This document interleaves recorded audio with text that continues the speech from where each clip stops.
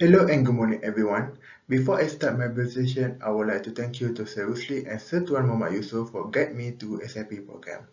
My title of this project is Wirebond Challenge and Process Mapping for New RF Package. Next, we move on to overview.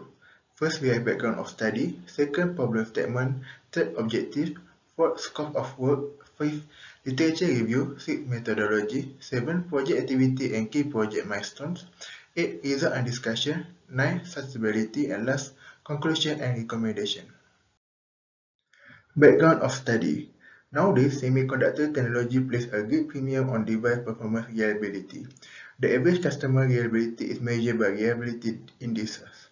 Almost all utility devices are required to set reliability targets depending on the needs of their customer. In the microelectronic business, wire bonding is the most extensively utilized technology and the most crucial procedure. Modern technology and intelligent algorithm meets today's need for speed, precision, and reliability. Problem statement. Advanced Package Innovation is a research and development division whose main goal is to provide clients and consumers with the finest possible solution. API guarantees that new technology are implemented effectively and that manufacturing costs are reduced at both internal and external manufacturing sites. API's project is possibility include research and development across a wide spectrum of electronic packaging process, material, layout, design, and final testing. To achieve the target of the R&D department, we as a part of the Wirebond team must make sure each lot we run and perform Wirebond needs to achieve a yield summary percentage of more than 99%. Due to Wirebond issue and challenges such as stain FM on substrate, stain FM on bond pad, and small bond post, our yield summary percentage has recently dropped below 99%. So we decided to run this project to study Wirebond challenge and process mapping for new RF package for the future and our company benefits. Objective of this project is to study Wirebond challenge and process mapping for new RF package, analyze industry problem, improvement and opportunity related to discipline or area of specialization, design and develop solutions to industry problem utilizing appropriate techniques, model, resource and all modern scientific tools. Evaluate sustainability practice and impact delivery in the industry, demonstrate ability to engage in independent and lifelong learning. Scope of work. We as API team need to perform wire bond, measure wire pitch and low height wire, 100% inspection, verify good unit and reject unit, perform nut destructive test and destructive test to the device. Literature review. Wire bonding is an electrical connectivity technology that combines heat, pressure, and ultrasonic energy with thin wire. Wire bonding is a solid phase welding procedure that involves bringing two metallic material, wire and pad surface, into close proximity. When the surface gets into close proximity, electron sharing or atom interdiffusion occurs, culminating in the development of wire bond. Bonding force can cause material deformation in the wire bonding process, breaking up contamination layer and smoothing out surface asperity, which can be aided by the use of ultrasonic energy. It can hasten interatomic diffusion, resulting in the creation of bonds. Methodology.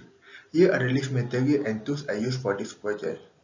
NPM, Trazeka, capillary, gold wire, wire bonder, plasma strip, isomet or high power scope, low power scope, and Dish 4000 machine, which is used to perform ball shear test, wire pull test, and stage pull test. Project activity and key project milestones. First, RF line visit and overview, API lab visit and overview, basic wire pull, ball shear, stage pull, review Trazeka bonding diagram, BBD and BBH at RF line, loop height measurement, practice ball shear, wire pull, stage pull at RF line, machine basic operation to bond Trazeka and NPM, catering IMC calculation, perform 100% inspection for TSC and NPM build, take photo wire bond reject, calculate yield, compile yield summary sheet, call mol, concession and ACM, stain FM on substrate project, stain FM on bond pad project, and lastly small bond post project. For result and discussion, we have three parts. First, stain FM on substrate, stain FM on bond pad, and lastly small bond post. For stain FM on substrate, we start with anisotropic improvement on GaN die. Anisotropic issue started when die bond implemented epoxy cure at 220 degrees Celsius. Wirebond team started to explore new recipe and it improved significantly. Summary: anisotropy on GaN die achieved good result after change to new recipe. Next, anisotropy on adenomos. However, team observed increasing trend for anisotropy on adenomos. Even though anisotropy rate less than 1%, team take initiative to understand further. Further mapping shows there is a correlation between Fm and anisotropy on adenomos. When Fm is higher, anisotropy also higher. When Fm is zero, anisotropy also zero. Second level analysis to understand what type of Fm contribute to anisotropy. For second level analysis and FMAP, we have three views. First, customer sample view 3K pieces. Second, customer sample review 1.1K pieces. And lastly, customer sample 1.K pieces. For customer sample view 3K pieces, Wirebond yield achieved 97.06%, reject breakdown, FM contribute 1.6%, and SOP adenoma contribute 0.61%. If excludes FM, Wirebond setup, mixing die, handling, Wirebond yield achieved 99.15%, 0 anisotropy on GAN die. FM mapping. FM mapping show a 33% stain type and 70% loose type. Summary, anisotropy on adenoma is due to stain FM. Customer sample rebuild 1.1K pieces. Wirebond yield achieved 97.66%. Reject breakdown, FM 1.22%. If exclude FM, Wirebond setup, epoxy on substrate, Wirebond yield achieved 99.35%. Anisotropy adenoma only 0.09%, 0 anisotropy on GAN die. FM mapping. FM mapping show 100% FM came from loose FM. Summary, anisotropy on adenoma is low when no stain FM. Customer sample 1K pieces. Wirebond yield achieved 98.52%. Reject breakdown, anisotropy adenoma 0.42%, FFN on substrate 0.42%. If exclude FM, shifted missing brick, no die, Wirebond yield achieved 99.47%. 0 anisotropy on GAN die. FM mapping. FM mapping shows 75% FM came from stain FM. Summary, anisotropy on adenoma is high when there is high stain FM. Summary of anisotropy on adenomos. Customer sample view 3K. Stain FM contribute to anisotropy 0.61%. Customer sample review 1.1K. Loose FM has no impact to anisotropy. Customer sample 1K. Stain FM contribute to anisotropy 0.42%. In conclusion, stain FM is the root cause for anisotropy on adenomos die. Further mapping to understand where is stain FM coming from. Stain FM deep dive. Further mapping through inspection after each process step, substrate pre-bake, SMT, die bond, and wire bond. It's clear that the stain FM is coming only from epoxy cure 220 degrees Celsius. Good news, the actual epoxy for cold view is either Tanaka or HT2VX, which is using 200 degrees Celsius for next build. Next, we move on to stain FM on bond pad. As we can see, die U1 is adenoma left and die U3 is adenoma right. So both of them have stain FM on their bond pad.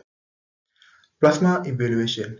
Here are the image of before and after plasma. As we can see, plasma can help to reduce the stain FM on bond pad. Pad discoloration on adenoma. Lot 1 and 2 share same wafer piece. Lot 3 have different wafer piece, all from same wafer lot.